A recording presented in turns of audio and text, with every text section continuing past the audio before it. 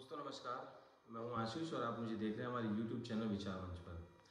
दोस्तों, जिस मुद्दे के बारे में आज मैं आपसे रूबरू होना चाह रहा हूं वो एक बहुत महत्वपूर्ण मुद्दा है। इस लिहाज से नहीं कि उसमें राजनीति छुपी हुई है, वो इस लिहाज से भी महत्वपूर्ण है कि आज जिस जगह पर हम लोग हैं या जिस स्थिति में हम लोग हैं, 2023 की बात कर रहे हैं, ना कि 1900 की या 1800 की, 1800 पहले 1700 की। मैं उन सब समय की या उस स्थिति परिस्थिति का तो वर्णन बहुत ज़्यादा नहीं करूँगा, लेकिन आज की जो परिस्थिति है, जिस तरह की दिशा और दशा देश की राजनीति की है, क्या उसके लिहाज से अगर देखा जाए तो क्या मणिपुर की घटना जो घटित हुई है उसको लेकर क्या होगा। 4 मई की यह घटना है जिसमें कुछ लोग, कुछ उत्पाती लोग एक भीड़ के रूप में एक गांव में घुसते हैं। उसके बाद उन महिलाओं के साथ जिनको नग्न अवस्था में पैदल चलाया जाता है, उस स्थिति का जो वर्णन है शायद वो कोई कर भी नहीं सकता। उसका सबसे बड़ा कारण है राजनीति, क्योंकि जिस राजनीतिक विचारधारा की पार्टी और सत्ता मणिपुर के अंतर्गत है, क्योंकि मणिपुर का जो राजनीतिक भूगोल है वो सिर्फ 60 असेंबली की सीट है, जो विधानसभा की सीट है। और उस स्थिति में अगर हम बात करें कि वहाँ की स्थितियां परिस्थितियां ऐसी क्यों बनी, क्योंकि हमारे सामने इस समय 2-3 मुद्दे बहुत महत्वपूर्ण हैं कि ऐसी स्थिति क्यों बनी और सरकार ने क्या किया। तो अगर जो 4 मई की घटना घटित हुई थी उसका वीडियो अब वायरल हो रहा है, उसका कारण सबसे बड़ा ये है कि उस समय चलिए जो भी स्थिति रही होगी, सरकार ने क्या कदम उठाया उस पर। देश के प्रधानमंत्री को सुप्रीम कोर्ट के कहने के बाद मीडिया के सामने संबोधन देना पड़ रहा है कि ये हमारे लिए वो शर्मनाक बात है। ये शर्मनाक बात अब से पहले नहीं थी।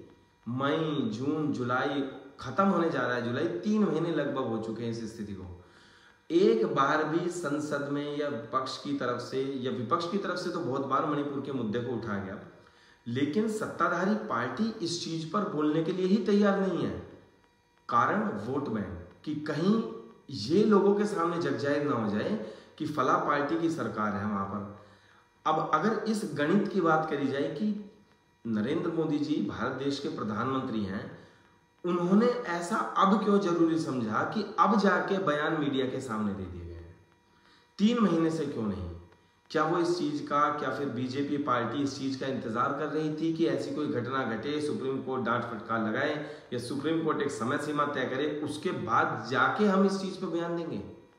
अगर ऐसी स्थिति है तो देश के राजनीति के लिए और देश के लोकतंत्र के लिए इससे बड़ी खतरे की घंटी कोई नहीं हो सकती कि ऐसी घटना के बाद कोई व्यक्ति, कोई देश का राजा इस तरह की स्थिति पे इस तरह की बयानबाजी करता हो जिसमें कि राजनीति छुपी है। अभी हाल फिलहाल में विपक्ष ने अपना गठबंधन का एक प्रारूप तय किया है जिसमें उन्होंने एक इंडिया नाम दिया है उसका। तो उसका असर क्या होगा, क्योंकि मणिपुर पे दिया गया बयान के राजनीतिक मायने क्या है। क्योंकि देश के प्रधानमंत्री जब किसी चीज को बोलते हैं, किसी भी चीज के बारे में बोलते हैं, किसी प्रदेश, जनजाति या जाति समूह या फिर किसी भी व्यक्ति के बारे में कोई बात करते हैं, तो उसका एक अर्थ होता है।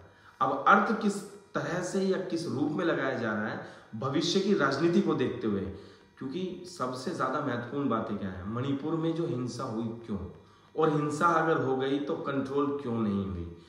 अगर यही स्थिति किसी पहले की सरकारों में घटित हो जाती तो पूरा का पूरा ब्लेम अभी वर्तमान की स्थिति जो सरकार में है उस पर होना चाहिए, चाहे वो केंद्र की हो या मणिपुर सरकार हो।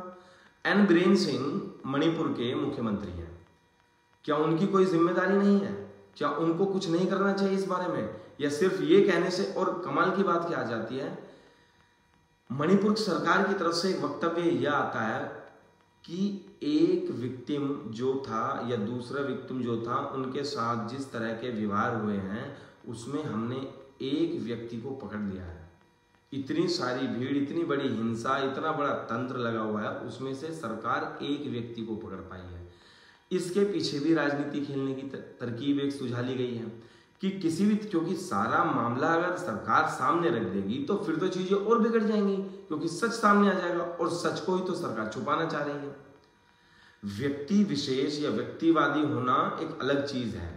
हम किसी व्यक्ति को मानते हैं कि ये व्यक्ति अच्छा नेता है, वो एक अलग चीज है, लेकिन इतने अंधे हो जाना कि एक व्यक्ति गलत कर रहा है या उस पर अपनी जवाबदेही भी नहीं दे रहा है उस चीज को छुपाना वो कहीं ना कहीं एक स्वस्थ लोकतंत्र के खिलाफ है।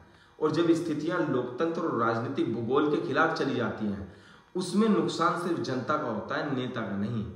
क्योंकि नेता तो 5 साल बाद है, फिर 10 साल बाद हो जाएगा, या 5 साल के बाद आ जाएगा, फिर उसके 5 साल के बाद आ जाएगा। नहीं भी आएगा तो जो उसने अपना जितना भी पहला राजनीतिक करियर है उसके बाद वो कुछ ना कुछ कर, जनता क्या करेगी? क्योंकि जनता, देखिए ये तो एक ऐसी स्थिति आज के बच्चा 5 का है, फिर 10 का होगा, फिर 15, 20, उसके बाद उसकी शादी हुई, फिर उसके बच्चे हुए। तो ये प्रक्रिया तो सतत प्रक्रिया है जो चली रही है। देश के मुहाने पर अगर चीजों को देखा जाए तो ये एक बहुत गंभीर मामला है। और आज की स्थिति में अगर बात करें, 2023 की बात कर रहे हैं हम, ऐसे समय में भी अगर महिलाओं के साथ इस तरह का दुराचार हो रहा है तो ये एक्सेप्टेबल नहीं है, ये बिल्कुल भी मान्य नहीं हो सकता। चाहे किसी भी पार्टी की सरकार हो, चाहे कोई भी प्रधानमंत्री हो, कोई भी नेता क्यों ना हो, इस सारी चीज को लेकर आपको भी निर्णय लेना पड़ेगा कि क्या ये सही है। क्या अभी तक जो सरकारें इस बारे में बात ही नहीं कर रही थी और वो इस बारे में बात भी करने लगी हैं? क्यों? क्योंकि राजनीतिक सत्ता पर असर पड़ने लगा है और भविष्य की राजनीति पर असर पड़ने लगेगा। अब इस स्थिति से निकलना कैसे है, सिर्फ ये तंत्र तो सुझाने के लिए सरकार जवाबदेही चाहती है, बाकी ये तंत्र बिल्कुल नहीं चाहती कि किस तरह से भी सामाजिक सामंजस्य बिठाया जाए, जनता में एक ऐसी स्थिति बनाई जाए कि सब मिलजुल के रहें, ऐसी कोई स्थिति परिस्थिति पैदा ना हो। फिर बीजेपी वाले कहते हैं कि देश चलाना आसान नहीं है। चलिए उनकी ये बात भी मान लेते हैं, क्या प्रधानमंत्री जी घर घर नहीं जा सकते, ये भी बात मान लेते हैं। तो पूर्व में जो प्रधानमंत्री है वो सबके घर भी जाते, देश को भी संभालते, पैसा भी देते, वो सारी चीज वो करते। तो जब वो उन पर लागू नहीं होती तो फिर अब के ऊपर क्यों लागू नहीं होती? अगर वो पुरानी चीज उन पे लागू होती है तो अब क्यों नहीं लागू हो रही? तो दोनों चीजों में विरोधाभास है। देखिए, एक व्यक्ति जो किसी पार्टी माइंडेड हो जाता है वो कहीं ना कहीं देश के लोकतंत्र को खतरा पैदा करने वाला होता है। और जब ये जनसंख्यावार या फिर व्यक्ति के हिसाब से स्थितियां बढ़ने लगती हैं, या फिर इसकी जनसंख्या बढ़ने लगती है कि मैं सिर्फ इस नेता को पसंद करूंगा चाहे कुछ भी कर दे, चाहे कुछ भी हो, तो वो चीज गलत है। इस तरह की स्थिति ना बने, इस पे आप विचार करिए। हमारी वीडियो को सुनने के लिए, और अच्छी लगी हो तो इसको सब्सक्राइब करें। बहुत बहुत धन्यवाद।